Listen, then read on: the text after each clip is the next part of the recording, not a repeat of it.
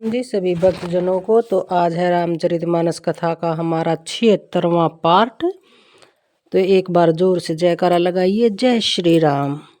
चलते हैं कथा की ओर।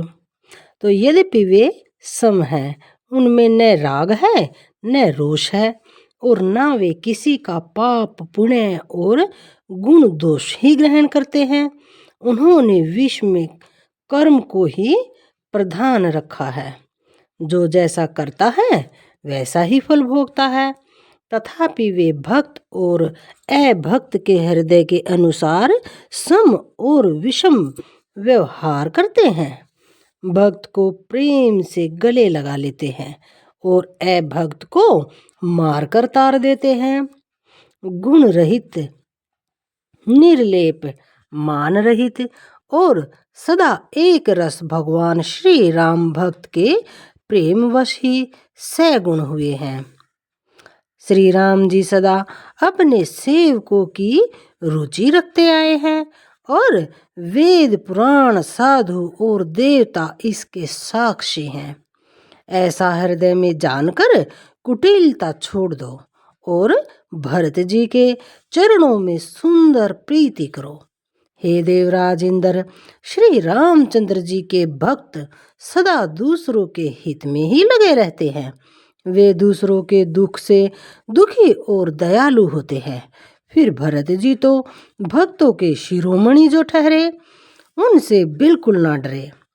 प्रभु श्री रामचंद्र जी सत्य प्रतिज्ञ और देवताओं का हित करने वाले हैं, और भरत जी श्री राम जी की आज्ञा के अनुसार चलने वाले हैं। तुम व्यर्थ ही स्वार्थ के विशेष वश होकर व्याकुल हो रहे हो। इसमें भरत जी का कोई दोष नहीं और तुम्हारा ही मोह है। देवगुरु बृहस्पति जी की श्रेष्ठ वाणी सुनकर इंद्र के मन में बड़ा आनंद हुआ और उनकी सारी चिंता मिट गई। तब हर्षित होकर देवराज फूल बरसाकर भरत जी के स्वभाव की सराहना करने लगे। इस प्रकार भरत जी मार्ग में चले जा रहे हैं और उनकी प्रेममयी दशा देखकर मुनि और सिद्ध लोग भी सिहाते हैं। भरत जी तभी राम कहकर लंबी सांस लेते हैं। तभी मानो चारों ओर प्रेम उमड़ पड़ता है। उनके प्रेम और दीनता से पूर्ण वचनों को सुनकर वृक्ष और पत्थर भी पिघल जाते हैं। अयोध्यावासियों का प्रेम कहते नहीं बनता। बीच में निवास करके भरत जी यमुना जी के तट पर आ गए और यमुना जी का जल देखकर उनके नेत्रों में जल भर आया। श्री रघुनाथ जी के श्याम रंग का सुंदर जल देखकर सारे समाज सहित भरत जी प्रेम विहल होकर श्री राम जी के विरह रूपी समुद्र में डूबते डूबते विवेक रूपी जहाज पर चढ़ गए।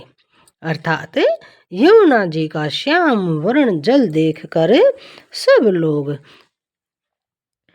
श्याम वर्ण भगवान के प्रेम में विहल हो गए और उन्हें ना पाकर विरह व्यथा से पीड़ित भी हो गए। तब भरत जी को यह ध्यान आया कि जल्दी चलकर उनके साक्षात दर्शन करेंगे।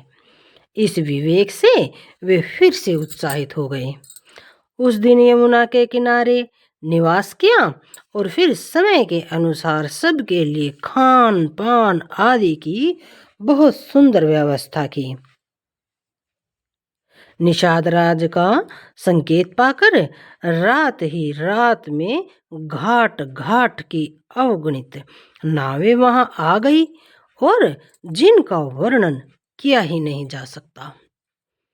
सवेरे एक ही खेवे में लोग पार हो गए और श्री रामचंद्र जी के सखा निषाद राज की इस सेवा से संतुष्ट हुए। फिर स्नान करके और नदी को सिर नवाकर यानी कि प्रणाम करके निषाद राज के साथ दोनों भाई चल पड़े। आगे अच्छी अच्छी सवारियों पर श्रेष्ठ मुनि हैं और उनके पीछे सारा राज समाज जा रहा है। उसके पीछे दोनों भाई बहुत सादे वस्त्र और वेश से पैदल चल रहे हैं। सेवक मित्र और मंत्री के पुत्र उनके साथ हैं और लक्ष्मण सीता जी और श्री रघुनाथ जी का स्मरण करते जा रहे हों। जहाँ जहाँ श्री राम जी ने निवास और विश्राम किया था, वहाँ वहाँ वे प्रेम सहित प्रणाम करते हैं। मार्ग में रहने वाली स्त्री पुरुष यह सुनकर घर और काम काज छोड़कर दौड़ पड़ते हैं और उनके रूप सौंदर्य और प्रेम को देखकर वे सब जन्म लेने का फल पाकर आनंदित होते रहते हैं। गांवों की स्त्रियां एक दूसरी से प्रेम पूर्वक कहती हैं कि हे सखी, ये राम लक्ष्मण हैं कि नहीं? हे सखी, इनकी अवस्था, शरीर और रंग रूप तो वही है। शील स्नेह उन्हीं के सदृश है और चाल भी देखो तो सही उन्हीं के समान है। परंतु हे सखी, इनका न तो वह वेश वल्कल वस्त्रधारी मुनिवेश है और न सीता जी ही संग में है, और इनके आगे चतुरंगिणी सेना चली जो जा रही है। फिर इनके मुख प्रसन्न भी नहीं है, इनके मन में खेद है। हे सखी, इसी भेद के कारण संदेह होता है। उसका तर्क अन्य स्त्रियों के मन भाया। सब कहती हैं कि इसके समान सयानी और कोई नहीं है, यानी कि उस जितनी चतुर नहीं है।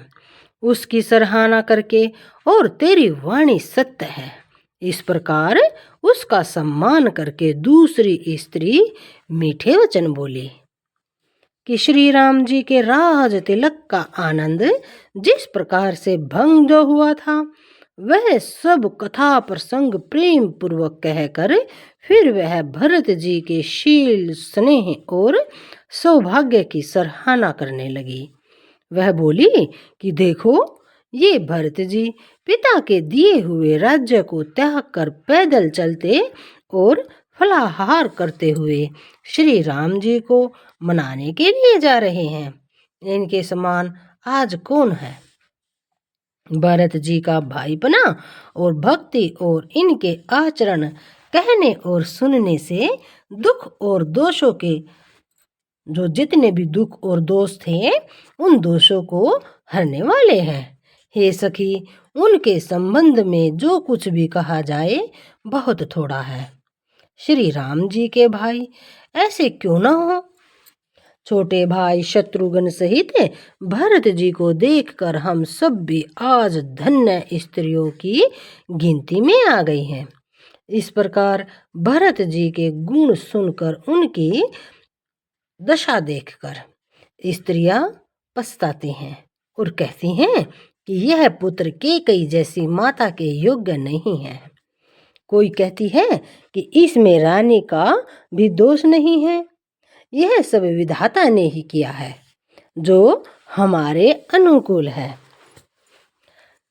कहाँ तो हम लोग और वेद दोनों की विधि यानी कि मर्यादा से हीन और कुल और करतूत दोनों से मलिन तुच्छ स्त्रियां जो बुरे देश यानी कि जंगली प्रांत, जो बुरे देश और बुरे गांव में बसती हैं और स्त्रियों में भी नीच स्त्रियां हैं, और कहाँ यह महान पुण्यों का परिणाम स्वरूप इनका दर्शन है। ऐसा ही आनंद और आश्चर्य गांव गांव में हो रहा है, मानो वरु भूमि में कल्प वृक्ष उग गया हो। भरत जी का स्वरूप देखते ही रास्ते में रहने वाले लोगों के भाग्य खुल गए, मानो दैव योग से सिंहल द्वीप के बसने वालों को तीर्थराज प्रयाग सुलभ हो गया हो। यानी कि जितनी भी वे वहां पर स्त्रियां थी, वे सब की सब भगवान भरत राम, लक्ष्मण और जितने भी वे मुनि थे उन सब के दर्शन पाकर अपने आप को भाग्यशाली समझ रही थी। इस प्रकार अपने गुणों सहित श्री रामचंद्र जी के गुणों की कथा सुनते और श्री रघुनाथ जी को स्मरण करते हुए भरत जी चले जा रहे हैं।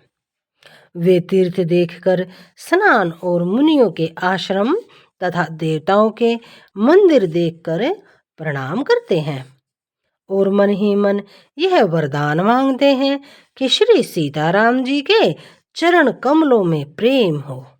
मार्ग में भील, कोल आदि वनवासी तथा वानप्रस्थ, ब्रह्मचारी, सन्यासी और विरक्त मिलते हैं। उनमें से जिस जिस से प्रणाम करके पूछते हैं कि लक्ष्मण जी, श्री राम जी और जानकी जी किस वन में हैं, वे प्रभु के सब समाचार कह देते हैं और भरत जी को देखकर जन्म का फल पाते हैं, अर्थात अपने आप को सौभाग्यशाली मानते हैं। तो आज के लिए इतना ही। बाकी की रामचरितमानस कथा कल पढ़ेंगे। सभी भक्तजनों को जय श्री राम।